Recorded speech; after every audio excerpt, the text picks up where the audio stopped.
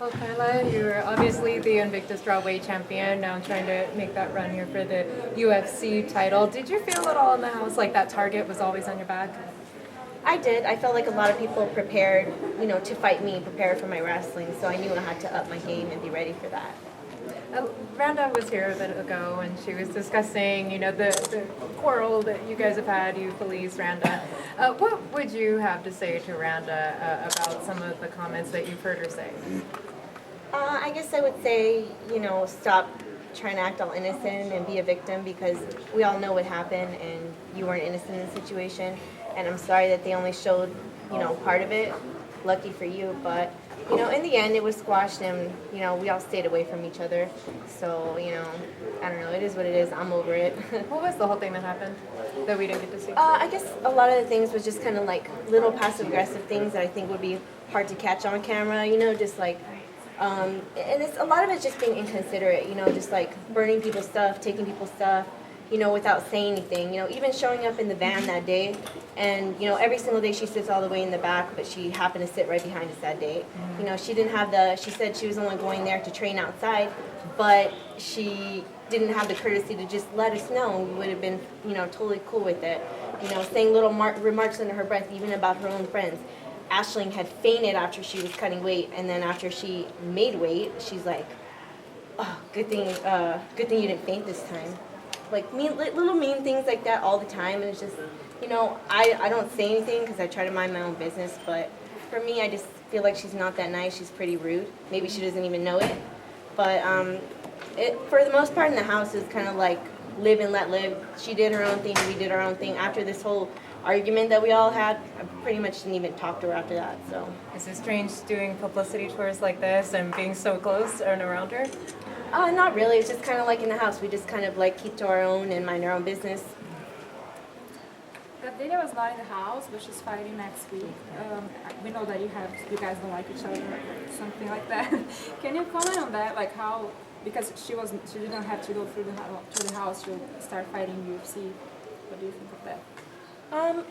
I think that she deserves to be in the UFC. She's a great fighter. I think the only problem that me and Gadella had in the past was she misread a Twitter thing and it kind of blew up because there was like, I think somebody said, oh, she, because after we weighed in, she ended up going to the hospital. So a lot of people are speculating that she's too big for the weight class.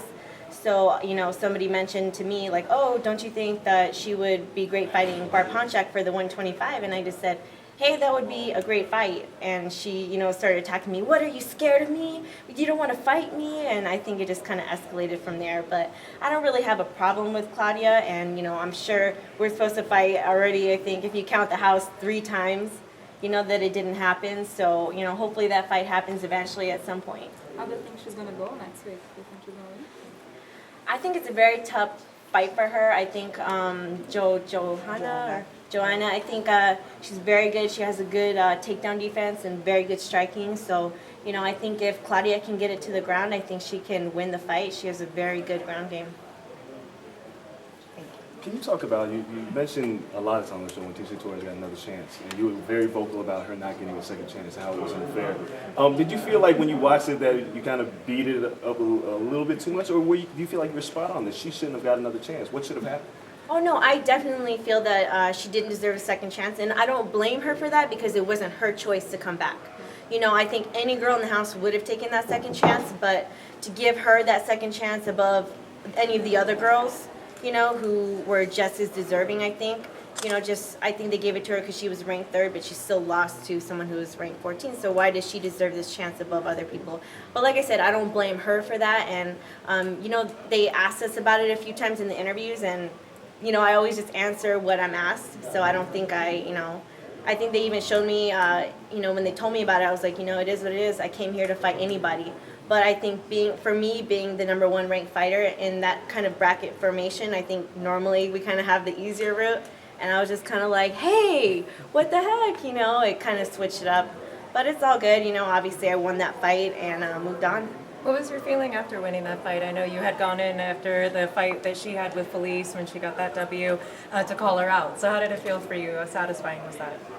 Well, it was satisfying. Obviously, I was super tired after the fight. I think because of all that had happened the year before, you know, me calling her out, me saying that she didn't deserve that second chance, I felt like so much pressure on me that, oh my gosh, if I lose this fight, I will look, you know, it'll be so bad. I called her out. I said she didn't deserve to be here, and if she beat me, then what does that say about me? So, you know, I think I had a lot of nerves going into that fight, and it was pretty hard for me. But obviously, you know, getting that hand raised is always a great feeling. What's it like to be home now training with your own team, Team Oyama? It's amazing, you know, because in a situation like at the TUF House, those coaches are there for everybody equally, you know, especially in our situation where everybody won, those coaches even had to be split. So we didn't get that individual attention that we get at our gym where everybody is there for us, pushing us, you know, helping us for our next fight. How was it being in the house? And it seems like it's so emotionally draining as you prepare for a fight because you got to deal with so much mess that's around the house. How does it affect you mentally going into a fight? In the house, there's so many different factors, you know. I think it was hard for everybody, but for me personally, like I just had to numb myself out and just try and stay focused. And obviously, the less drama you have, you know, the more you can just focus on what's at hand, you know, your fight. But obviously, I had a little bit of drama, you know, with the practice situation, which it did kind of throw me off guard, and that was right before my fight with Tisha as well, and it was just kind of like so much going on.